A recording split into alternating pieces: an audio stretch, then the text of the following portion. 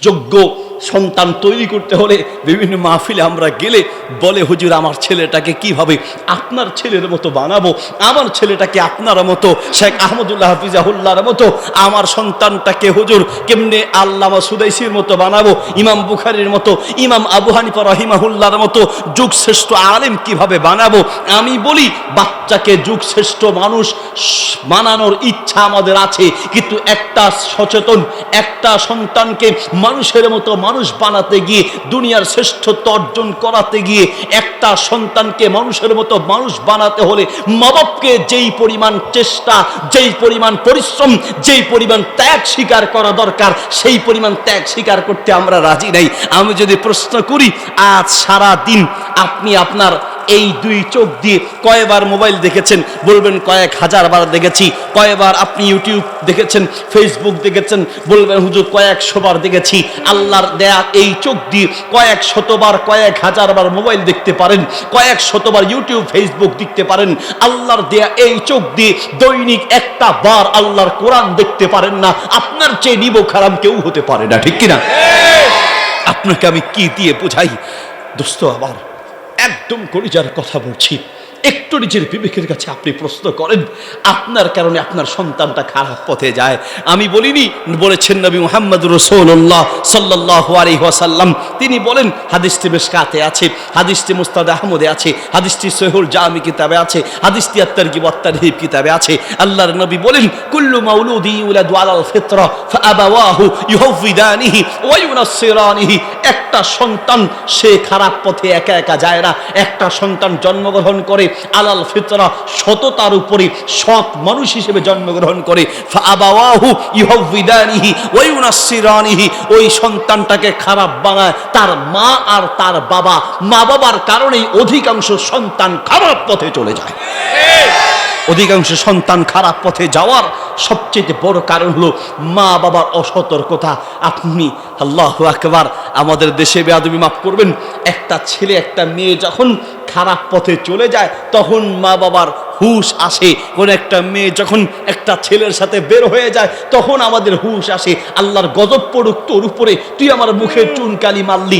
আমি বলি যে একটা মেয়ে একটা ছেলে, সে যে একটা ছেলের সাথে বের হয়ে গেল, একটা মেয়ে যে একটা ছেলের সাথে বের হয়ে গেল, আগে আপনি মা বাপ, আপনাকে আসামের কাঠগড়ায় দাঁড় করানো উচিত। কারণ এই ছেলের সাথে এই মেয়ের যে পরিচয় হলো কি করে, এই মেয়েটার হাতে মোবাইল দিলটাকে, এই মোবাইল দিয়ে আপনি সুযোগ করে দিলেন, কথা বলার সুযোগ করে দিলেন, দেখা করার সুযোগ করে দিলেন। এখন যখন ভেগে যায় তখন বলেন আল্লাহর গজব পড়ুক। গজব ওর উপরে যেমন পড়বে, তার আগে আপনি বাপ, আপনি মা, আপনার উপরে পড়বে। আপনারা দেখেছেন কিছুদিন আগে অনলাইনে ভাসছে, সুবা নামে একটা মেয়ে, মায়ের ক্যান্সার, নাউজুবিল্লাহ বলেন, মায়ের ক্যান্সার, মাকে হসপিটালে রেখে 11 বছরের একটা মেয়ে আরেকটা ছেলের সাথে পালিয়ে গিয়েছে। যুগের অবস্থা কত খারাপ, মানুষ কত নিকৃষ্ট হতে পারে, এই দৃশ্য না দেখলে বোঝা যায় না। সে মোবাইলে ভিডিও দিচ্ছে, হাসছে, তার কাছে কি আনন্দ লাগতেছে। কত মানুষ যে কতটা অমানুষ হতে পারে, দুনিয়ার অবস্থা কতটা নাজুক হতে পারে, পরিবেশ আর সমাজ কতটা খারাপ হতে পারে, আমাদের এই প্রজন্ম কতটা নিকৃষ্ট হতে পারে, এর চেয়ে বড় উদাহরণ আর কিচ্ছু লাগবে না। আল্লাহ নবী বলেন, শোনো, তোমাদের দয়ালু রব আল্লাহ তোমাদের চেহারার সৌন্দর্যের দিকে তাকায় না, তোমাদের শরীরের গঠনের দিকে তাকায় না, কার গায়ের রং কত সুন্দর, কার চেহারা কত মায়াবী, কত সুন্দর। আল্লাহ নবী বলেন, আল্লাহ তোমাদের চেহারা আর শরীরের গঠনের দিকে তাকায় না, বরং আল্লাহ তাকায় তোমাদের কলিজার দিকে।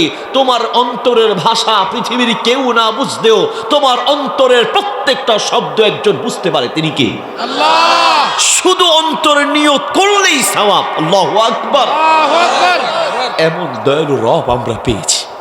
কাজে আপনি আগামী রমাদানে কি কি আমল করবেন, এখনই আপনার নিয়ত করা উচিত। মুসা আলাইহিস সালামের যুগে প্রচন্ড অভাব দেখা দিয়েছে। অভাবের যন্ত্রণায় মানুষ ছটপট করতে লাগলো। একজন লোক মরুভূমি দিয়ে হাঁটছেন, হাঁটতে হাঁটতে মনে মনে বলছে, আল্লাহ, আমি অত্যন্ত গরিব মানুষ, অভাবে আছি, পৃথিবীতে অভাব চলছে, মানুষকে দান করার মতো কোনো অর্থ সম্পদ আমার নাই।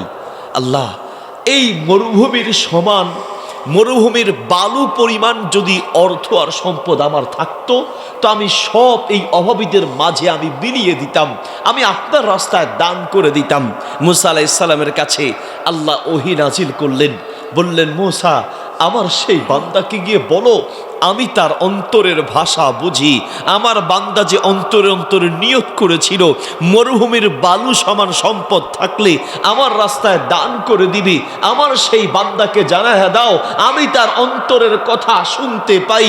মরুভূমির বালু সমান সম্পদ আমার রাস্তায় দান করলে যেই পরিমাণ সওয়াব হতো, আমার বান্দার নিয়ত করার কারণে আমি সেই পরিমাণ সওয়াব তার আমলনামায় লিখে রেখেছি।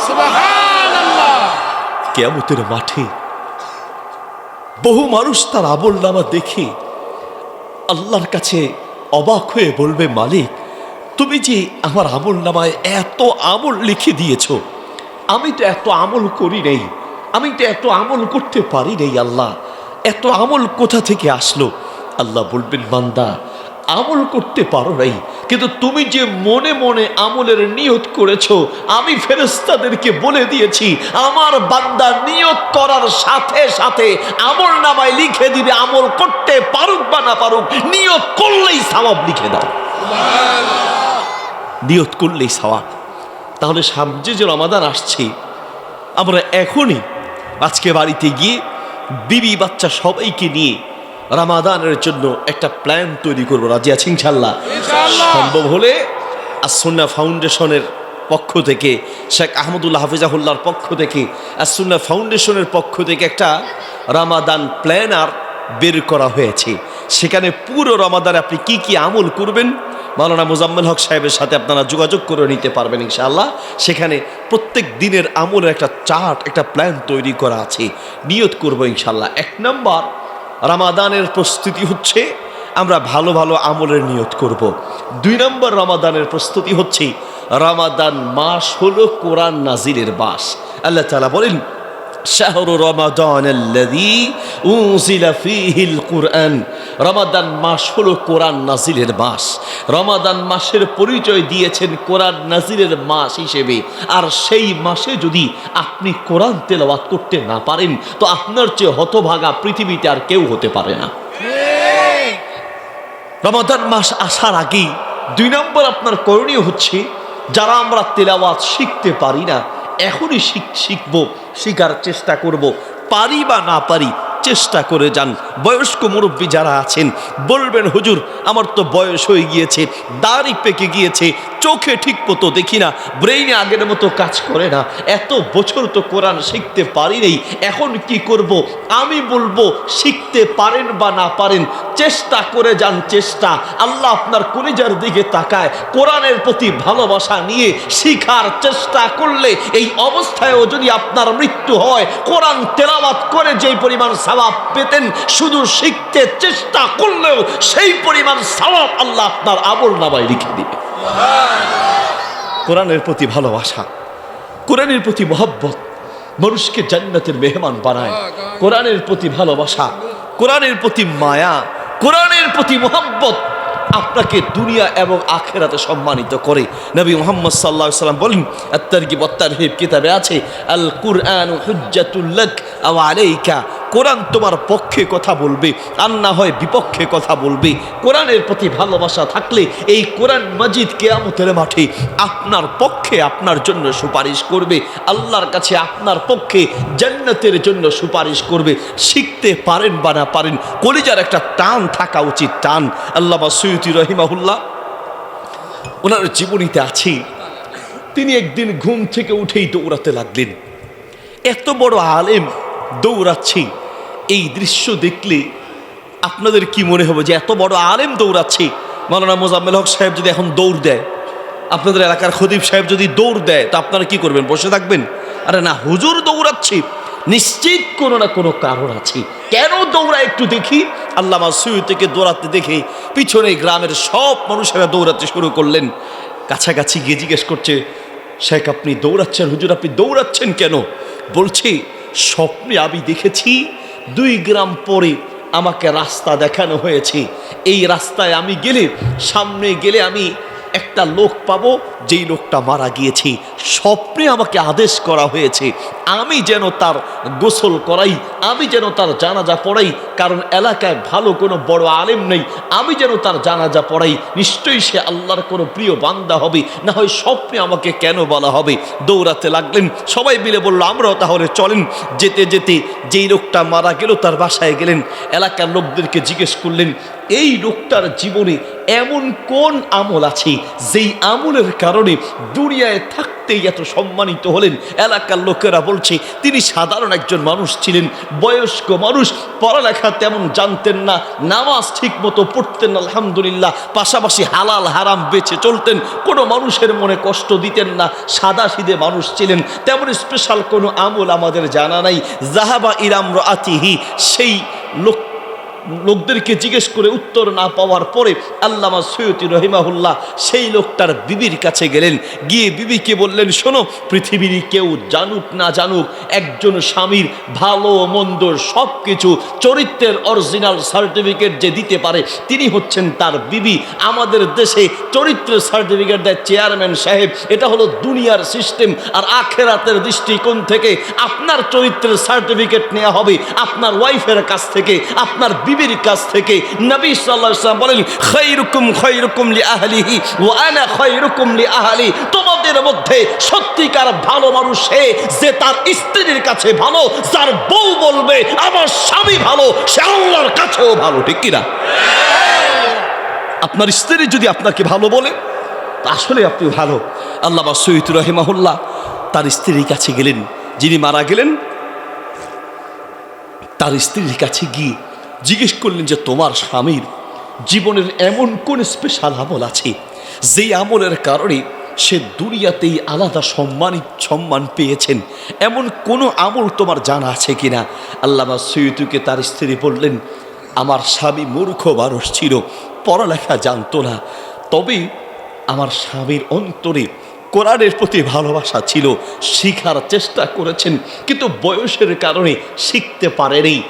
তাকের উপর থেকে একটা কোরআন মাজিদ বের করে কোরআন দেখিয়ে তারপরে বললেন যে আমার স্বামী কোরআন শিখতে পারে নাই, কিন্তু প্রতিদিন রাতে কোরআন খুলে প্রত্যেকটা পৃষ্ঠায় আঙ্গুল বুলাতো আর বলতো হাদা কালামু রব্বি, হাদা কালামু রব্বি।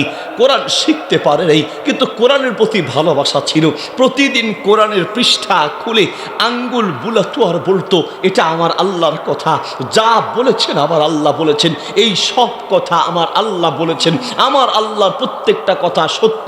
আঙ্গুল বুলাতো আর বলতো এটা আমার আল্লাহ বলেছেন, এটা আমার আল্লাহ বলেছেন। আল্লামা সৈয়দী বলেন ওয়াল্লাহি ইন্না হাযা হুয়া, আল্লাহর কসম করে বলছি এটাই তো সেই কারণ, কোরআনের প্রতি ভালোবাসার কলিজার টান থাকার কারণে দুনিয়াতেই আল্লাহ তাকে সম্মানিত করেছেন। মোহাম্মদ পাক এই দুনিয়াতে আল্লাহ তাকে সম্মানিত করেছে। প্রিয় ভাইয়ের আমার, রমাদান আসার আগে উচিত হচ্ছে এই কোরআন মাজিদটাকে তেলাওয়াত শেখার চেষ্টা করা। আপনি একটু নিজের বিবেকের কাছে আপনি প্রশ্ন করেন তো, আল্লাহ সুবহানাহু ওয়া তাআলা বলছেন শোনো, কোরআন থেকে মুখ ফেরায় নিবা টাকা কামাতে পারবা, দুনিয়ার সম্পদ কামাতে পারবা, কিন্তু আল্লাহ বলেন যারা কোরআন থেকে মুখ ফিরে নিবে দুনিয়ার সম্পদ টাকা পয়সা কামাতে পারবে কিন্তু শান্তি নিতে পারবে না। কোরআন থেকে দূরে সরে গেলে আল্লাহ শান্তি উঠায় নেয়। ঠিক কিনা? শান্তি থাকতে পারে না। সূরা তাহা আয়াত নম্বর 124, 25, 26, 27 নম্বর আয়াত, বাড়ি থেকে তাফসির সহ পড়ে দেখবেন। আল্লাহ সুবহানাহু ওয়া তাআলা বলেন ওয়ামান আ'রাযা আন যিকরি ফাইন্না লাহু মাঈশাতান দানকা, যারা আমার এই কোরআন থেকে মুখ ফিরিয়ে নিবে আমি তাদের জীবনটাকে সংকীর্ণ করে দিব, অশান্তিময় করে দিব। যেই ঘরে কোরআনের তেলাওয়াত নাই, ওয়াল্লাহি বলছি যেই ঘরে কোরআনের তেলাওয়াত নাই সেই ঘরে শান্তি নেই। টাকার বান্ডিলে শান্তি থাকে না, অর্থ আর সম্পদে শান্তি থাকে না, শান্তি আসমান থেকে আল্লাহর পক্ষ থেকে আসে। যেই ঘরে কোরআনের তেলাওয়াত বন্ধ হয়েছে সেই ঘর থেকে রহমত আর বরকত উঠে গেছে, সেই ঘরে রহমত আর বরকত থাকতে পারে না। আমরা তো আলহামদুলিল্লাহ মাহফিলের উসিলায় কোটি কোটি টাকার মালিকদের সাথে আমাদের উঠা বসা হয়। আমরা দেখেছি টাকা থাকলেই শান্তি পাওয়া যায় না। কোটি কোটি টাকার মালিক অর্থ সম্পদ টাকা পয়সার অভাব নেই, আমাদের কাছে এসে পরামর্শ চায়। হুজুর টাকা পয়সা ক্ষমতা সম্মান সম্পদ কিচ্ছুর অভাব নেই, কিন্তু হুজুর শুধু শান্তির অভাব, শান্তি। জিন ভূত শয়তান পেতনি ঘরের মধ্যে বাড়ি করছে, লাখ লাখ কোটি কোটি টাকা খরচ করে, বাড়িতে থাকতে পারে না। কি হয়েছে? রাতের বেলা গলা চেপে ধরে, হুজুর বোবাজিন বোবাজিন হো হো হো করে, কিন্তু কথা মুখ দিয়ে বের হয় না। এরপরে ছাদের মধ্যে হুজুর কি যেন হাঁটে। ঘরে ঢুকার পর থেকেই একের পরে এক অশান্তি, একের পরে এক অসুস্থতা, একের পরে এক বিপদ, স্বামী স্ত্রীর দ্বন্দ্ব, বাবা ছেলে দ্বন্দ্ব, ছেলে মেয়ে পুরো আধা পাগল হয়ে যাচ্ছে, ব্রেন উল্টে যাচ্ছে, পুরো চেঞ্জ হয়ে যাচ্ছে। ঘরে ঘরে অশান্তি, ঘরে ঘরে জিনে ভূতের সমস্যা, ঘরে ঘরে ব্ল্যাক ম্যাজিক। সবচেয়ে বড় কারণ হলো ঘরে যদি কোরআনের তেলাওয়াত না থাকে, সেই ঘরে রহমত থাকে না, বরকত থাকে না। সেই ঘরে ব্ল্যাক ম্যাজিক আর জিন ভূতের আক্রমণে সেই পরিবার ধ্বংস হয়ে যায়, ঠিক কিনা? পুরো পরিবার শেষ হয়ে যায়, পুরো পরিবার ধ্বংসের দান প্রান্তে, শুধু কোরআন থেকে দূরে সরে যাওয়ার কারণে। ওয়াল্লাহি বলেন তো, আমাদের এখানে যারা মুরব্বীরা আছেন, আপনারা বলেন, আগের মতো কোরআন তেলাওয়াত মুসলমানের ঘরে শোনা যায়? সকাল হলে পরে আগে মুসলমানদের ঘরে কোরআনের তেলাওয়াত শোনা যেত, সন্ধ্যা হলে পরে মুসলমানের ঘরে কোরআনের তেলাওয়াত শোনা যেত। আর এখন সকাল হলে পরে মুসলমানের ঘর থেকে নাক ডাকার আওয়াজ শোনা যায়, সন্ধ্যা হলে পরে মুসলমানের ঘর থেকে ছবি সিনেমা নাচ গান নাটক আর অশ্লীল ভিডিওর আওয়াজ শোনা যায়। এখন আর কেউ কোরআন নিয়ে বসার কথা বলে না। আপনার তো আফসোস লাগার কথা। আল্লাহ তাআলা বলেন, ওয়ামান আ'রাযা আন যিকরি ফাইন্না লাহু মাঈশাতান দনকা, জীবনটাকে আমি অশান্তিময় করে দিব, জীবনে শান্তি পাবে না। ঘরে কোরআনের তেলাওয়াত চালু করো, সূরা বাকারা মাঝে মাঝে ঘরে তেলাওয়াত করবেন, সূরা বাকারা তেলাওয়াত করবেন। কোনো জিন ভূত শয়তান, কোনো ব্ল্যাক ম্যাজিকের কোনো ক্ষমতা নাই। যেই ঘরে কোরআনের তেলাওয়াত থাকবে, যেই ঘরে সূরা বাকারা পড়া হবে, কোনো জিন ভূত শয়তান ব্ল্যাক ম্যাজিক সেই ঘরে কোনো আক্রমণ করতে পারবে না। কোরআনের তেলাওয়াত ঢুকান আপনি ঘরটাকে বানায় রেখেছেন হিন্দুর ঘর, হিন্দুর বেয়াদবি মাফ করবেন, একটা হিন্দুর ঘর আর আপনার ঘরের মাঝে কোনো পার্থক্য নেই। হিন্দুর ঘরে মূর্তি থাকে, আপনার ঘরেও মূর্তি আছে। হিন্দুর ঘরে ছবি থাকে, আপনার ঘরেও ছবি আছে। হিন্দুর ঘরে কুকুর থাকে, কুকুরের বাচ্চা থাকে, আপনার ঘরেও কুকুরের বাচ্চা আছে। কুকুর পালা যাবে দুটি শর্তে, এক হলো চোর ডাকাত পাহারা দেওয়ার জন্য, দুই হলো শিকার করার জন্য। আদর করে আপনি কুকুর পালবেন, ইসলাম আপনাকে সমর্থন দেয় না। কোনো ছবি আপনি ঝুলায় রাখতে পারেন না, কোনো মূর্তি মুসলমানের ঘরে থাকে না, থাকতে পারে না। যেই ঘরে মূর্তি থাকবে, যেই ঘরে ছবি ঝুলন্ত থাকবে, সেই ঘরে কোনো রহমতের ফেরেশতা প্রবেশ করতে পারে না। لا تدخل الملائكة بيتا فيه لا تدخل الملائكة بيتا فيه كلب ولا تصابر। আমি বলিনি, নবী মুহাম্মদ রাসূলুল্লাহ সাল্লাল্লাহু আলাইহি ওয়াসাল্লাম তিনি বলেছেন। তিনি বলেন যে ঘরে কুকুর থাকবে অথবা যেই ঘরে কোনো ছবি ঝুলন্ত থাকবে, সেই ঘরে যেই ঘরে কোনো মূর্তি থাকবে, ছবি থাকবে, সেই ঘরে রহমতের ফেরেশতা প্রবেশ করবে না। আপনার ঘরকে মুসলমানের ঘর না হিন্দুর ঘর দেখে বোঝার উপায় নেই। এই যে আগের কালের মুরব্বীদেরকে জিজ্ঞেস করে দেখেন, আমরা ছোটবেলায় দেখেছি আগের এতগুলো রুম থাকতো না, অনেক কষ্টে মুরব্বীরা ঘর করলেও একটা বা দুইটা রুম থাকতো। সেই এক দুইটা রুমের মধ্যেও এক কোনায় নামাজের জন্য জায়গা রাখতো। আমাদের ফেনী নোয়াখালীর ভাষা বলে জলচকি। জলচকি চিনেন আপনারা? কি বলেন এটারে? নামাজ পড়ে যে জলচকি বসায়া এরপরে চারপাশে একটু ঘেরাও দিয়ে কাপড় দিয়ে ওখানে নামাজ পড়তো। আগের মুরব্বীরা বুঝতো মুসলমানের ঘর মানে আর কিছু থাক বা না থাক, নামাজের জায়গা থাকতে হবে। আর আপনি ঘর করেছেন নতুন ঘর, 4-5টা রুম আপনার ঘরে আছে। আপনার বাড়িতে আপনার ঘরে 4-5টা রুম আছে। এই 4-5টা রুমের মধ্যে লিভিং রুম আছে, ওয়েটিং রুম আছে, টিভি দেখার রুম আছে, এমনকি বাথরুম পর্যন্ত আছে। কিন্তু মুসলমানের ঘর, আপনার ঘরে নামাজের জন্য একটা রুম খুঁজে পাওয়া যায় না। এর চেয়ে আফসোস আর কি হতে পারে যে আপনার ঘরে একটা নামাজের রুম নাই। আমাদেরকে দাওয়াত দিতে ভয় পায়, হুজুর মন চায় আপনাকে বাসায় নেই, কিন্তু হুজুর বাসায় আমার পরিবেশ নাই। মুসলমানের ঘর, আলেম যাওয়ার পরিবেশ না থাকলে, মুসলমানের ঘর একজন আলেম বসার যদি পরিবেশ না থাকে, মুসলমানের ঘর নামাজের জন্য যদি জায়গা না থাকে, ওটা মুসলমানের ঘর হতে পারে না। আপনি কত বড় অযোগ্য। আল্লাহ বলেন বাই শাতান দনকা, তোমার জীবনকে আমি অশান্তিময় করে দিব। শান্তি পাবে না, শান্তি অশান্তি হয় কেন? কোথা থেকে অশান্তি আসে? আল্লাহর কোরআন আর ইসলাম থেকে, দিন থেকে সরে গেলে সেই ঘরে সেই পরিবারে শান্তি আসতে পারে না। সন্তান দিয়া শান্তি পেতে চান, সন্তানকে দিন শিখান, সন্তানকে ইসলাম শিখান, সন্তানকে আল্লাহর কোরআনের শিক্ষায় শিক্ষিত করেন।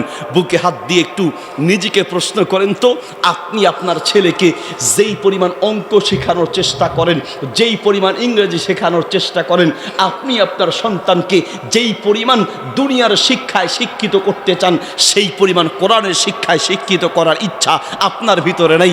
অঙ্কের টিচারকে বলেন স্যার কত টাকা লাগবে নেন, ইংরেজির টিচারকে বলেন কত টাকা লাগবে নেন, হুজুর টাকা নিয়ে টেনশন নাই। কোরআন পড়ায় ওই হুজুরের যত কম দিয়া পারা যায়, 2-4 মাসের টাকা বাকি পর্যন্ত থাকে, মুক্তবের কত টাকা বাকি তার কোনো খবর নেই। আপনার অন্তরে যদি কোরআনের প্রতি ভালোবাসা থাকে, আপনি যদি পূর্ণ ইমানদার হয়ে থাকেন, কোরআনের প্রতি সত্যিকার ভালোবাসা থাকে, তাহলে অঙ্কের চেয়ে কোরআনের দাম বেশি, ইংরেজির চেয়ে কোরআনের দাম বেশি। অঙ্ক ইংরেজির টিচারকে যা হাদিয়া দেন, কোরআনের শিক্ষককে 1 টাকা হলেও বাড়াইয়া দেওয়া উচিত, ঠিক কিনা? আপনার বাসায় যেই অঙ্কের টিচার, যেই ইংরেজির টিচার প্রাইভেট পড়াইতে যায়, সেই অঙ্কের স্যার আর ইংরেজির স্যারের জন্য আপনার বাসায় নাস্তা থাকে, চাইনিজ নাস্তা, ফল থাকে, ফ্রুট থাকে, ফল থাকে, চা থাকে, বিস্কিট থাকে, কত রং বেরঙের নাস্তা অঙ্কের স্যার আর ইংরেজি স্যারের জন্য থাকে। যেই হুজুর কোরআন পড়াইতে যায়, ওই হুজুরের জন্য নাস্তা, চাইনিজ নাস্তা তো দূরে থাক, ফল ফ্রুট তো দূরে থাক, আপনার যে হুজুর কোরআন পড়াইতে যায় সেই হুজুরের জন্য চা দেয় যে দুধও নাই, রং চা, হুজুর রং চা খান, আর বিস্কিট বেশির থেকে বেশি বেলা বিস্কিট নাইলে টোস্ট বিস্কিট দিয়ে সারায় দেয়, ঠিক কিনা? এই হলো বাস্তবতা। আপনি কোরআনকে আসলে মর্যাদা দিতে জানেন নেই, সম্মান দিতে জানেন নেই। সন্তানকে যদি সন্তান দিয়ে শান্তি পেতে চান, সন্তানকে কোরআনের শিক্ষায় শিক্ষিত করুন, দ্বীনি শিক্ষায় শিক্ষিত করুন।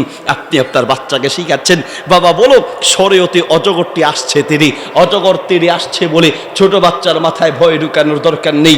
বাচ্চাকে শেখান শরীয়তে অজু করে নামাজ পড়ি, একদিকে বাক্য গঠন শিখবে, আরেকদিকে ইসলাম শিখবে। আপনার বাচ্চা বলছে শরীয়তে আমটি আমি খাবো পেরে, কার গাছের আম খেতে যাবে, আম গাছ থেকে পড়ে পা ভাঙবে। আপনি বাচ্চাকে বলেন শরীয়তে আল্লাহর হুকুম মেনে চলি, একদিকে বাক্য গঠন শিখবে, আরেকদিকে ইসলাম শিখবে। আপনার বাচ্চা বলছে রস্যইতে ইঁদুর ছানা ভয়ে মরে, ইঁদুর মরুক বা চোখ টেনে হা করে থাকুক, আপনার বাচ্চার দরকার নেই। বাচ্চাকে শিখান রস্যইতে ইসলাম মতো জীবন গড়ি। আপনার বাচ্চা একদিকে অঙ্ক শিখে আর একদিকে চুরি শিখে, চুরি। বাবা বলো তো দেখি 10 লিটার দুধের মধ্যে যদি 2 লিটার পানি মেশানো হয়, কত লিটার দুধ হবে বলো? মুসলমানের বাচ্চা দুধের সাথে পানি মেশানোর অঙ্ক শিখবে কেন? অঙ্ক শিখবে তো ইসলামী পদ্ধতিতে শিখান। বাবা বলো ফজরের 2 রাকাত ফরজ, জোহরের 4 রাকাত, আসরের 4, মাগরিবের 3, এশার 4 রাকাত। বাবা যোগ করে বলো কয় রাকাত ফরজ নামাজ হয়, দৈনিক সুন্নত নামাজগুলো যোগ করে বলো কয় রাকাত সুন্নত নামাজ হয়। একদিকে নামাজের হিসাব শিখবে, আর একদিকে যোগ শিখবে। আপনি আপনার বাচ্চাকে গুণ আর ভাগ শিখান, অপর দিকে আপনি তাকে সুদ শিখাচ্ছেন, সুদ। বাবা বলো তো দেখি 100 টাকায় যদি 2 টাকা সুদ আসে, 10 লক্ষ টাকায় কত টাকা সুদ আসবে? মুসলমানের বাচ্চা সুদের পদ্ধতির অঙ্ক শিখবে কেন? অঙ্ক শিখবে তো ইসলামী পদ্ধতিতে শিখবে। বাবা বলো 100 টাকায় যদি 2.5 টাকা যাকাত আসে, সুদ নয়, 100 টাকায় যদি 2.5 টাকা যাকাত আসে, 10 লক্ষ টাকায় কত টাকা যাকাত আসবে? একদিকে যাকাতের বিধান শিখবে, আরেকদিকে দুনিয়ার শিক্ষা অর্জন করবে, ঠিক কিনা? আপনি আপনার বাচ্চাকে কিছু কবিতা শেখান আর কিছু মিথ্যা তথ্য তার মাথায় ঢুকায় দেন। আপনি আপনার বাচ্চাকে কবিতা শেখাচ্ছেন, হাট্টি বা টিম টিম তারা মাঠে পারে ডিম, তাদের মাথায় খাড়া 2টি শিং। হাট্টি মা টিম টিম, মাথায় খাড়া 2টা শিং আছে, আবার ডিম পারে।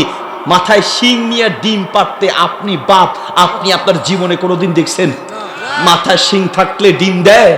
হাঁস আর মুরগি ডিম দেয়, মাথায় শিং আছে? গরু আর ছাগল ডিম দেয়, গরু আর ছাগলের মাথায় শিং আছে, গরু আর ছাগল কি ডিম দেয়? তাহলে মিথ্যা তথ্য আপনি শিখাচ্ছেন, আবার কিছু কবিতা শিখাচ্ছেন, যেই কবিতা থেকে শিখার মতো কোনো পয়েন্ট খুঁজে পাওয়া যায় না। আপনি শিখাচ্ছেন ওই দেখা যায় তাল গাছ, ওই আমাদের গা, ওইখানেতে বাস করে কানা বগির ছা। ও বগি তুই খাস কি, পান্তা ভাত চাস কি, পান্তা আমি চাই না, পুঁটি মাছ পাই না, একটা যদি পাই অমনি ধরে ঘাপুস ঘুপুস খাই। আপনার বাচ্চা এই কবিতা থেকে ঘাপুস ঘুপুস খাওয়া ছাড়া আর কি শিখতে পারবে? এই ঘাপুস ঘুপুস খাইতে খাইতে তো শরীরটারে ফার্মের মুরগি বানাইছে, কোনো কাজে লাগার মতো নয়। কেন আপনি চাইলে এই কবিতা তো ইসলামী আকারেও শিখাতে পারেন। ওই দেখা যায় কবর, ওই আমাদের ঘর, ওইখানেতে থাকতে হবে অনেকগুলো বছর। ও কবর তুই চাস কি, নেককার লোক পাস কি, নেককার তেমন পাই না, বদকার আমি চাই না, একটা নেককার যদি পাই অমনি ধরে জান্নাতে পাঠায়, ঠিক না? একদিকে কবিতা শিখবে আর একদিকে ইসলাম শিখবে। যোগ্য সন্তান তৈরি করতে হলে বিভিন্ন মাহফিলে আমরা গেলে বলে, হুজুর আমার ছেলেটাকে কিভাবে আপনার ছেলের মতো বানাবো, আমার ছেলেটাকে আপনার মতো শেখ আহমদুল্লাহ হাফিজাহুল্লাহর মতো, আমার সন্তানটাকে হুজুর কেমনে আল্লামা সুদাইসির মতো বানাবো, ইমাম বুখারীর মতো, ইমাম আবু হানিফা রাহিমাহুল্লাহর মতো যুগশ্রেষ্ঠ আলেম কিভাবে বানাবো। আমি বলি বাচ্চাকে যুগশ্রেষ্ঠ মানুষ বানানোর ইচ্ছা আমাদের আছে, কিন্তু একটা সচেতন একটা সন্তানকে মানুষের মতো মানুষ বানাতে গিয়ে, দুনিয়ার শ্রেষ্ঠত্ব অর্জন করাতে গিয়ে, একটা সন্তানকে মানুষের মতো মানুষ বানাতে হলে মা বাপকে যেই পরিমাণ চেষ্টা, যেই পরিমাণ পরিশ্রম, যেই পরিমাণ ত্যাগ স্বীকার করা দরকার, সেই পরিমাণ ত্যাগ স্বীকার করতে আমরা রাজি নাই। আমি যদি প্রশ্ন করি, আজ সারা দিন আপনি আপনার এই দুই চোখ দিয়ে কয়বার মোবাইল দেখেছেন? বলবেন কয়েক হাজার বার দেখেছি। কয়বার আপনি ইউটিউব দেখেছেন, ফেসবুক দেখেছেন? বলবেন হুজুর কয়েকশো বার দেখেছি। আল্লাহর দেয়া এই চোখ দিয়ে কয়েক শতবার, কয়েক হাজার বার মোবাইল দেখতে পারেন, কয়েক শতবার ইউটিউব ফেসবুক দেখতে পারেন। আল্লাহর দেয়া এই চোখ দিয়ে দৈনিক একটা বার আল্লাহর কোরআন দেখতে পারেন না। আপনার চেয়ে নিবো খারাপ কেউ হতে পারে না, ঠিক কিনা? আপনাকে আমি কি দিয়ে বোঝাই দোস্ত? আবার একদম কলিজার কথা বলছি, একটু নিজের বিবেকের কাছে আপনি প্রশ্ন করেন, আপনার কারণে আপনার সন্তানটা খারাপ পথে যায়। আমি বলিনি, বলেছেন নবী মুহাম্মদ রাসূলুল্লাহ সাল্লাল্লাহু আলাইহি ওয়াসাল্লাম। তিনি বলেন, হাদিসটি মিশকাতে আছে, হাদিসটি মুসনাদ আহমদে আছে, হাদিসটি সহিহুল জামি কিতাবে আছে, হাদিসটি আত-তারগিব ওয়াত তারহিব কিতাবে আছে। আল্লাহর নবী বলেন, কুল্লু মাউলুদি ইউলাদু আলাল ফিতরা ফাআবাওয়াহু ইউহাউফিদানিহি ওয়া ইউনাসসিরানিহি। একটা সন্তান সে খারাপ পথে একা একা যায় না। একটা সন্তান জন্মগ্রহণ করে আলাল ফিতরা, সততার উপরে সৎ মানুষ হিসেবে জন্মগ্রহণ করে। ফাআবাওয়াহু ইউহাউফিদানিহি ওয়া ইউনাসসিরানিহি। ওই সন্তানটাকে খারাপ বানায় তার মা আর তার বাবা। মা বাবার কারণেই অধিকাংশ সন্তান খারাপ পথে চলে যায়। অধিকাংশ সন্তান খারাপ পথে যাওয়ার সবচেয়ে বড় কারণ হলো মা বাবার অসতর্কতা। আপনি আল্লাহু আকবার, আমাদের দেশে বেয়াদবি মাফ করবেন, একটা ছেলে একটা মেয়ে যখন খারাপ পথে চলে যায় তখন মা বাবার হুশ আসে। কোন একটা মেয়ে যখন একটা ছেলের সাথে বের হয়ে যায় তখন আমাদের হুশ আসে, আল্লাহর গজব পড়ুক তোর উপরে, তুই আমার মুখে চুনকালি মারলি। আমি বলি যে একটা মেয়ে একটা ছেলে, সে যে একটা ছেলের সাথে বের হয়ে গেল, একটা মেয়ে যে একটা ছেলের সাথে বের হয়ে গেল, আগে আপনি মা বাপ, আপনাকে আসামের কাঠগড়ায় দাঁড় করানো উচিত। কারণ এই ছেলের সাথে এই মেয়ের যে পরিচয় হলো কি করে, এই মেয়েটার হাতে মোবাইল দিলটাকে, এই মোবাইল দিয়ে আপনি সুযোগ করে দিলেন, কথা বলার সুযোগ করে দিলেন, দেখা করার সুযোগ করে দিলেন। এখন যখন ভেগে যায় তখন বলেন আল্লাহর গজব পড়ুক। গজব ওর উপরে যেমন পড়বে তার আগে আপনি বাপ, আপনি মা, আপনার উপরে পড়বে। আপনারা দেখেছেন কিছুদিন আগে অনলাইনে ভাসছে সুবা নামে একটা মেয়ে, মায়ের ক্যান্সার, নাউজুবিল্লাহ বলেন, মায়ের ক্যান্সার, মাকে হসপিটালে রেখে 11 বছরের একটা মেয়ে আরেকটা ছেলের সাথে পালিয়ে গিয়েছে। যুগের অবস্থা কত খারাপ, মানুষ কত নিকৃষ্ট হতে পারে এই দৃশ্য না দেখলে বোঝা যায় না। সে মোবাইলে ভিডিও দিচ্ছে, হাসছে, তার কাছে কি আনন্দ লাগতেছে। কত মানুষ যে কতটা অমানুষ হতে পারে, দুনিয়ার অবস্থা কতটা নাজুক হতে পারে, পরিবেশ আর সমাজ কতটা খারাপ হতে পারে, আমাদের এই প্রজন্ম কতটা নিকৃষ্ট হতে পারে, এর চেয়ে বড় উদাহরণ আর কিচ্ছু লাগবে না। মাত্র 11 বছর একটা মেয়ে, যেই বয়সে আপনি আমরা দুনিয়ার কিচ্ছু বুঝতাম না, যেই বয়সে ঠিক মতো আমরা বিয়ে কাকে বলে, বেয়াদবি মাফ করবেন, স্বামী আর স্ত্রী কাকে বলে, 11 বছর বয়সে আমরা এগুলো বুঝতামই না। আর এখন সে 11 বছরের মেয়ে একটা ছেলের সাথে সে পালিয়ে যাচ্ছে, আবার সে ভিডিও করছে, সে ভিডিওতে দেখা যায় সে হাসছে, তার কাছে কি আনন্দ লাগছে। মা তার অসুস্থ, মা তার ক্যান্সারে আক্রান্ত। সন্তানকে দিন না শিখালে এই সন্তান দিয়ে শান্তি আশা করা যায় না। আমি বলতে চাই, একটা অনুপযুক্ত মেয়ের হাতে জিজ্ঞেস করলো পরিচয় হলো কিভাবে, বলছে টিকটকে পরিচয়। তাহলে আপনি মা, এই মেয়েটার মা আর বাবাকেও প্রশ্নের সম্মুখীন করা উচিত, আসামির কাঠগড়ে দাঁড় করানো উচিত। আপনার এই মেয়েটার হাতে কে মোবাইল তুলে দিয়েছে, সে যদি, আপনি মা বাপ যদি সচেতন হতেন, এই মেয়ের হাতে মোবাইল থাকার কথা নয়, সেই টিকটক চালানোর সুযোগ পাওয়ার কথা নয়। এই বাচ্চা মেয়ের হাতে মোবাইল তুলে দেওয়া মানে তার হাতে বিষের বোতল তুলে দেওয়া। মেয়েটাকে আগে যারা খারাপ বানিয়েছে, 1 নম্বর হচ্ছে তার মা আর বাবা। মেয়েটা যেমন দোষী, তার আগে তার মা বাপ দোষী। আপনি ঠিক তো বললেন। আপনার মেয়ের অবস্থাটা বলেন, আপনার মেয়ের বয়স কত? আপনার এই ছোট্ট মেয়েটার হাতে, অনুপযুক্ত একটা মেয়ের হাতে, একটা ছেলের হাতে আপনি যে মোবাইল তুলে দিলেন, আপনিও আপনার সন্তানটার জীবনটাকে শেষ করে দিলেন। একটা অনুপযুক্ত ছেলে আর মেয়ের হাতে মোবাইল তুলে দেওয়ার অর্থ ওর হাতে বিষের বোতল তুলে দেয়া। আপনার অযোগ্যতার কারণে আপনার সন্তানটা খারাপ হচ্ছে। নবী সাল্লাল্লাহু আলাইহি ওয়াসাল্লাম জন্যই বলছেন, ফাআবাওয়াহু ইয়াহফিদানিহি ওয়া ইউনাসসিরানিহি ওয়া ইউমাজ্জিসানিহি, তার মা বাপ তাকে খারাপ বানায়, আপনি খারাপ বানাচ্ছেন। আচ্ছা বলেন, আমাদের বাচ্চারা যে গালি শিখে, গালি কোনো স্কুলের বইতে পড়ে গালি শিখেছে? কোনো মাদ্রাসার বই থেকে গালি শিখায়? তাহলে গালি কোথা থেকে শিখে? অধিকাংশ ক্ষেত্রে গালি শিখে মা বাবার মুখ থেকে, গালি শিখে পরিবারের লোকের কাছ থেকে, গালি শিখে আত্মীয় স্বজন সমাজের মানুষের মুখ থেকে। আমরা ভালো হলে আমাদের সন্তানরা ভালো হতো। আপনি আপনার সন্তানকে খারাপ বানাচ্ছেন। পাওনাদার টাকা পাবে, জানালা দিয়ে দেখছে, ছেলেকে ডাক দিয়ে বলছে, বাবা তোমার আঙ্কেল আসতেছে, টাকা পাবে, তোমার আঙ্কেলকে গিয়ে বলো আমার আব্বা ঘরে নাই। অথচ আব্বা কোথায়? ঘরে। তাহলে এই ছেলেটাকে মিথ্যাকে শিখালো। তার বাবা, ছেলে ছোট্ট মানুষ বুঝে নাই, ঘরের দরজা খুলছে, দরজা খুলে আঙ্কেল আসছে, জিজ্ঞেস করছে তোমার আব্বা কোথায়? বলছে আমার আব্বা বলেছে আমার আব্বা ঘরে নাই, আমার আব্বা বলছে। অধিকাংশ ক্ষেত্রে প্রতারণা, 2 নম্বরে মিথ্যা, গালি গালাজ ইত্যাদি সব মা বাপ শিখায়। আমরা আমাদের বাচ্চাদেরকে মাদ্রাসায় দোয়া পড়িয়ে শিখাই, দোয়া শিখিয়ে বাসায় পাঠাই।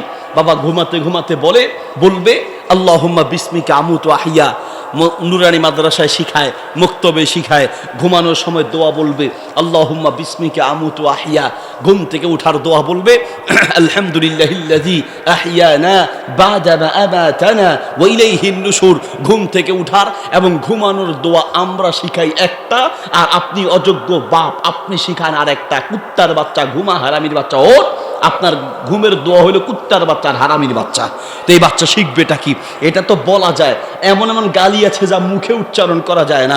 চট্টগ্রামে এক বাপ তার ছেলেকে ডাকতেছে আলার ফলাইকা। ছেলে আবার বাপরে বলতেছে দূর আলার ফলা কি লেগা হট। বাপ ছেলেরা আলার ফলা, ছেলে বাপের আলার ফলা। পাশে দিয়ে এক হুজুর শুনছে, হুজুর গিয়ে বাপের গিয়ে জিজ্ঞেস করছে বাজি কি হইয়ে দে, তুই কারে হদ্দে আলার ফলা, এটা তোমারে হদ্দে আলার ফলা, তোমারা কে কার আলার ফলা ঠিক করো। বাপ এবার উল্টা হুজুরে শুরু করছে, দূর আলার ফলা, তুই ঘরে তো নাই শুস। এই হলো সমাজের বাস্তবতা। কে কাকে খারাপ বানায়? নাম্বার 2, রমাদানের প্রস্তুতি। রমাদান আসার আগে নিজেরা কোরআন শিখবেন, সন্তানদেরকে কোরআন শিখাবেন। যেই ঘরে কোরআনের তেলাওয়াত থাকবে সেই ঘরে শান্তি থাকবে। কোরআনের তেলাওয়াত যেই ঘরে থাকবে না সেই ঘরে শান্তি থাকবে না। এটা হলো দুনিয়ার শাস্তি, অশান্তি। আর আখিরাতের শাস্তি আল্লাহ বলেন ওয়া নাহশুরুহু ইয়াউমাল কিয়ামাতি আ'মা ওয়া নাহশুরুহু, আর আমি তাকে উঠাবো ইয়াউমাল কিয়ামাতি, কিয়ামতের দিন, আ'মা, অন্ধ করে। ক্বালা, সে বলবে রব্বি, আবার রব, লিমা হাসারতানি, কেন আজ কিয়ামতের মাঠে আমাকে উঠালে? আ'মা, অন্ধ করে। ওয়াকুদ কুনতু বাসীর, আমি তো দেখতাম, আমার তো চোখ ছিল, আমি দুনিয়ার সব দেখতাম। আমি তোর চক্ষুষ্মান ছিলাম, আজ কেন আমি কিয়ামতের মাঠে অন্ধ হয়ে উঠলাম? ক্বালা কাযালিক, আল্লাহ বলবেন হ্যাঁ তুমি ঠিক বলেছ, আমি তোমাকে দুটি চোখ দিয়েছি, দেখার জন্য তৌফিক দিয়েছিলাম। আবার তোমার কাছে আয়াতুনা আমার পক্ষ থেকে তোমার কাছে কোরআন পাঠিয়েছি, ফানাসিতাহা, আমার এই কোরআনটা তুমি ভুলে গিয়েছো। ওয়া কাযালিকাল ইয়াউমা তুনসা, আমি চোখ দিয়েছি, কোরআন নাযিল করেছি, আমার দেয়া চোখ দিয়ে আবার কোরআন পড়বে। আমার দেয়া চোখ দিয়ে আল্লাহ বলেন দুনিয়ার সব দেখতে পেলে, কিন্তু আমার এই কোরআনটা দেখতে পাও নাই, আমার এই কোরআনটাকে দেখাকে গুরুত্ব দাও নাই। আমার কোরআন থেকে যেমন তুমি দূরে ছিলে, আমার কোরআন যেমন ভুলেছিলে, আজকে কিয়ামতের মাঠেও আমি তোমাকে ভুলে গেলাম। আল্লাহ যাকে ভুলে যাবেন তার কপালে জান্নাত নাই, আল্লাহ যাকে ভুলে যাবেন তার জাহান্নাম ছাড়া উপায় নাই। দুনিয়ার বুকে দুনিয়ার সব আপনি দেখতে পেলেন, কিন্তু আল্লাহর দেয়া চোখ দিয়ে যদি আল্লাহর কোরআন দেখতে না পারেন, তেলাওয়াত করতে না পারেন, পড়া শিখতে না পারেন, এর চেয়ে দুঃখের বিষয় আর কি হতে পারে? সৌদি আরবের এক অন্ধ হাফেজ, তাকে একবার ডেকে প্রশ্ন করা হলো, আল্লাহ তোমাকে দেখার মতো তৌফিক দেয় নেই, না দেখে তুমি পুরো কোরআনটা মুখস্থ করেছো, শোনা যাবে? দিয়ে দিব তোমাকে, যেতে হবে। অন্ধ হাফেজ সৌদি আরবে, তাকে ডেকে প্রশ্ন করা হলো, তোমাকে আল্লাহ চোখ দেয় নাই, দেখতে পাও না, অন্ধ, না দেখে পুরো কোরআনটা মুখস্থ করেছো, আচ্ছা বলো তো দেখি, তোমাকে যদি আল্লাহ অল্প সময়ের জন্য চোখের দৃষ্টি ফিরিয়ে দেয়, তুমি সর্বপ্রথম কি দেখতে চাইবে? সেই অন্ধ হাফেজ বলছে, আল্লাহ আমাকে চোখের দৃষ্টি দেয় নেই, কিন্তু আলহামদুলিল্লাহ আল্লাহ আমাকে অন্তরের দৃষ্টি দিয়েছেন। আল্লাহ যদি আমাকে অল্প সময়ের জন্য চোখের দৃষ্টি ফিরিয়ে দেন, আমি সর্বপ্রথম দুনিয়ার অন্য কিছু নয়, যেই কোরআনটা না দেখে মুখস্থ করেছি, যেই কোরআন না দেখে তেলাওয়াত মুখস্থ করেছি, তেলাওয়াত করি, এত মায়া, এত মধুর সুর, না জানি সেই কোরআনের শব্দ আর অক্ষরগুলো কত মজাদার। আমাকে যদি আল্লাহ অল্প সময়ের জন্য চোখের দৃষ্টি ফিরিয়ে দেয়, আমি সর্বপ্রথম আল্লাহর কোরআনের অক্ষরগুলোর দিকে তাকাবো। সদ দেখতে কেমন, কফ দেখতে কেমন, কাফ দেখতে কেমন, দাদ দেখতে কেমন, দাল দেখতে কেমন, আমি সর্বপ্রথম আল্লাহর কোরআনের আয়াতের অক্ষরগুলোর দিকে তাকাবো। আল্লাহু আকবার। দিদি আপনাকে বোঝাই, সে তো থাপ্পড় দিয়ে আপনাকে বুঝিয়ে দিয়েছে, চোখ নাই তারপরেও কোরআন মুখস্থ করতে পেরেছে, কোরআন পড়তে পারে। আর আপনার চোখ থাকার পরেও যদি আপনি কোরআন তেলাওয়াত শিখতে না পারেন আর পড়তে না পারেন, তো আপনার চেয়ে হতভাগা আর কেউ হতে পারে না। 2 নম্বর রমাদানের প্রস্তুতি আমি সংক্ষেপে বলে শেষ করছি, এরপর আমার ছেলেকে দিয়ে দিচ্ছি ইনশাল্লাহ। 2 নম্বর প্রস্তুতি হচ্ছে কোরআনের তেলাওয়াত শিখা, কোরআন তেলাওয়াত করা। 3 নম্বর রমাদানের প্রস্তুতি হচ্ছে গুনাহের যে অভ্যাস আছে, এই অভ্যাসগুলো থেকে এখনই তওবা করা। রমাদান পাওয়ার পরেও যদি আমরা সেই গুনাহ চালিয়ে যাই, তো এর চেয়েতে হতভাগা পৃথিবীর কেউ হতে পারে না। রমাদান আসার আগেই তওবা করে নিতে হবে। তওবা কাকে বলে? তওবা বলা হয় নাম্বার 1, যেই গুনাহের মধ্যে আছেন ওই গুনাহগুলো ছেড়ে দিবেন। 2, ওই গুনাহ আর না করার সিদ্ধান্ত নেবেন। 3, যেই গুনাহ করেছেন এই গুনাহের জন্য অনুতপ্ত হবেন যে আল্লাহ আমি কাজটা ঠিক করিনি। নাম্বার 4, আল্লাহর কাছে কান্নাকাটি করে মাপ চাইবেন। নাম্বার 5, গুনাহ যদি কারো পাওনা হয়ে থাকে সেই পাওনা পরিশোধ দিতে হবে। ভাইয়ের জায়গা মেরে দিয়েছেন, বোনের জায়গা মেরে দিয়েছেন, আত্মীয় স্বজনের জায়গা আপনি মেরে দিয়েছেন, কারো জায়গা জমি টাকা পয়সা মেরে দিয়ে আল্লাহর কাছে ক্ষমা চাইলেই ক্ষমা পাওয়া যাবে না। নবী সাল্লাল্লাহু আলাইহি ওয়াসাল্লাম বলেন, কুতিলা সুম্মা উহিয়া, কুতিলা সুম্মা উহিয়া, কুতিলা সুম্মা উহিয়া। একজন ব্যক্তি যদি 3 বার জীবিত হয়, 3 বার শহীদ হয়, 3 বার জীবিত হয়, 3 বার শহীদ হয়, দুনিয়ার সব অপরাধ ক্ষমা হবে, মানুষের 1 পয়সা পাওনা আল্লাহ মাফ করবে না। নবী সাল্লাল্লাহু আলাইহি ওয়াসাল্লাম কোনো ব্যক্তির জানাজা পড়াতে গেলে আগে জিজ্ঞেস করতেন, আলাইহি দাইনুন, এই লোকটার কাছে কোনো পাওনাদার আছে কিনা। যদি বলতো হ্যাঁ অমুকে অমুকে টাকা পাবে, নবী সাল্লাল্লাহু আলাইহি ওয়াসাল্লাম বলতেন, সাল্লু আলা আখিকুম লা উসাল্লি, তোমরা জানাজা পড়াও, আমি নবী তার জানাজা পড়াতে পারি না। নবী সাল্লাল্লাহু আলাইহি ওয়াসাল্লাম কোন মানুষ যদি মারা যায়, যার কাছে মানুষ টাকা পাবে, সেই মানুষের পাওনা রেখে টাকা মেরে দিয়ে কেউ যদি মারা যেতেন তাহলে তার জানাজা আল্লাহ নবী সাল্লাল্লাহু আলাইহি ওয়াসাল্লাম পড়াতেন না। যদি আপনি তওবা করতে হয় তাহলে মানুষের পাওনা পরিশোধ করতে হবে। ভাই বোন আত্মীয় স্বজন প্রতিবেশীর জায়গা টাকা পয়সা মেরে দিয়ে বাইতুল্লাহ গিয়ে গিলাপ ধরে যদি 10 বছরও কাঁদেন, এরপরেও আপনার মানুষের 1 টাকা আল্লাহ আপনাকে মাফ করবে না। সম্মানিত উপস্থিতি, বলতে চাচ্ছিলাম রমাদান আসার আগে তওবা করতে হবে। তওবার জন্য 5টা শর্ত আমি আবার বলছি। 1, যেই গুনাহ করতেন ওই গুনাহ ছেড়ে দিবেন। 2, ওই গুনাহ আর না করার সিদ্ধান্ত নেবেন। 3, পিছনের গুনাহের জন্য অনুতপ্ত হবেন। 4, যেই গুনাহ করেছেন সেই গুনার জন্য আল্লাহর কাছে কান্নাকাটি করে মাপ চাইবেন। নাম্বার 5, পাওনা যদি কারো মানুষের পাওনা থেকে থাকে সেই পাওনা ফেরত দিবেন, তারপরে আপনি মাপ পাবেন। মনে করুন কারো টাকা মেরে দিয়েছেন, জায়গা মেরে দিয়েছেন, তাকে যদি খুঁজে পান তাহলে তার কাছে ফেরত দিয়ে দিবেন। আর যদি তাকে খুঁজে না পান, অনেক টাকা এমন হতে পারে যে যার থেকে নিয়েছেন তার সে নাই, মারা গিয়েছে, অথবা সে অন্য কোথাও আছে, তাহলে তার ওয়ারিস কারো কাছে দিবেন। যদি সেও নাই, ওয়ারিসও কেউ নাই, বা টাকাটা কার এখন দিবেন খুঁজে পাচ্ছেন না, তাহলে আপনি যেই পরিমাণ টাকা মেরে দিয়েছেন ওই পরিমাণ টাকা আল্লাহ রাস্তায় দান করে দিবেন, এই নিয়তে আল্লাহ এই সওয়াবটা যেন যিনি পাওনাদার তিনি পায়, তাহলেও আল্লাহর কাছে মাফ পাওয়া যাবে। আর রমাদানের 3 নাম্বার প্রস্তুতি হচ্ছে তওবা করা।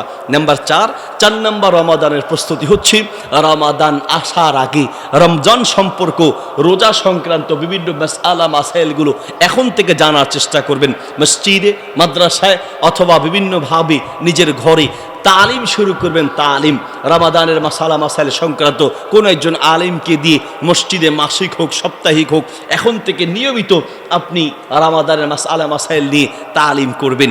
অনেকে না বুঝার কারণে রমজানের রোজাগুলোর হক নষ্ট করে ফেলে। না বুঝার কারণে অনেক যুবকে রোজা ভেঙে ফেলেছে। কি হয়েছে হুজুর? ওই যে আমার স্বপ্নদোষ হয়েছিল এই জন্য রোজা ভেঙে ফেলেছি। কয়টা কাজা আদায় করব? আল্লাহ মাফ করুন, স্বপ্নদোষের কারণে রোজা ভাঙে না। ইচ্ছাকৃত কেউ যদি বীর্যপাত ঘটায় অথবা যদি কেউ সহবাস করে থাকে, আল্লাহ মাফ করুন, হস্তবিতরণ বা ইত্যাদির কারণে তার রোজা ভাঙতে পারে। অনেকে মনে করে যে একটু কেটে গেছে, রক্ত বের হয়ে গেছে, রোজা হালকা হয়ে গেছে, তাহলে আজকে রোজাটা ভেঙে ফেলি, পরবর্তীতে রেখে দিব। নাউজুবিল্লাহ, রক্ত বের হওয়ার কারণে রোজা ভাঙে না। সামান্য পরিমাণ যদি বের হয় অসুবিধা নাই। যদি আপনি ডায়াবেটিস পরীক্ষা করছেন আপনার রোজা ভাঙবে না। 1 সিরিজ রক্ত আপনি পরীক্ষা করার জন্য নিলেন, রোজা আপনার ভাঙবে না। কাউকে আপনি সামান্য পরিমাণ রক্ত দান করলেন, রোজা ভাঙবে না। খুব বেশি পরিমাণ রক্ত যদি দান করেন যেটার কারণে আপনি দুর্বল হয়ে আছেন অথবা অসুস্থ হয়ে গেছেন, তখন আপনি ওই দিনের রোজা ভেঙে পরবর্তীতে একদিন কাজ আদায় করবেন। এইরকম অনেক সাহারি না খেলেও রোজা হয়ে যায়। অনেকে সাহারি খায় নাই, এই জন্য বলে যে আজকে রোজাটা রাখতে পারলাম না। কেন? সাহারির টাইমে উঠতে পারলাম না। সাহারির টাইমে আপনি উঠতে না পারলেও রোজা আপনার হয়ে যাবে। এইরকম অনেক মাসালা মাসাইল আছে যেগুলো রমাদান আসার আগেই আমাদের জেনে নিতে হবে। রমাদানের প্রস্তুতি সংক্রান্ত যেই কথাগুলো বললাম এই কথাগুলোর উপরে আল্লাহ তাআলা আমাদের সবাইকে আমল করার তৌফিক দান করুন, আমিন। জাযাকুমুল্লাহ খায়র। আমার ছেলেকে দিব ইনশাআল্লাহ। এরপরে আমি কয়েক মিনিট ছোট ছোট কিছু আমলের কথা বলে দিব, যেই আমলগুলো ছোট্ট কিন্তু ফজিলত অনেক বেশি। রমাদান মাসে আমরা সেই আমলগুলো করব। আল্লাহ তাআলা তৌফিক দান করুন, আমিন। জাযাকুমুল্লাহ খায়র, বারাকাল্লাহু ফিকুম। একটু আপনারা অপেক্ষা করে বসবেন। আপনারা যেভাবে সামনে কথা বলেন এভাবে কথা বললেও কথা বলতে পারবে না। এতে বক্তাদের অনেক ডিস্টার্ব হয়, অনেক কষ্ট হয়। যদি আপনারা কথা বলেন মেহেরবানি করে কেউ কথা বলবেন না। জি,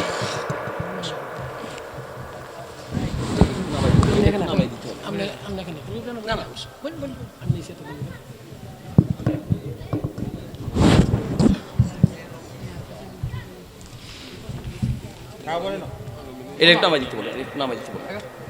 না আপনি পারবেন না। নাই কেউ